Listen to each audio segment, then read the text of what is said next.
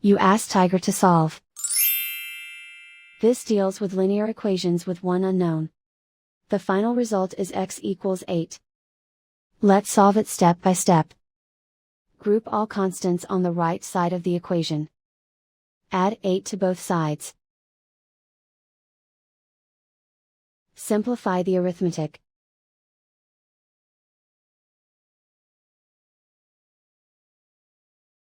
Isolate the x. Divide both sides by 5. Simplify the fraction. Find the greatest common factor of the numerator and denominator. Factor out and cancel the greatest common factor. And so the final result is x equals 8.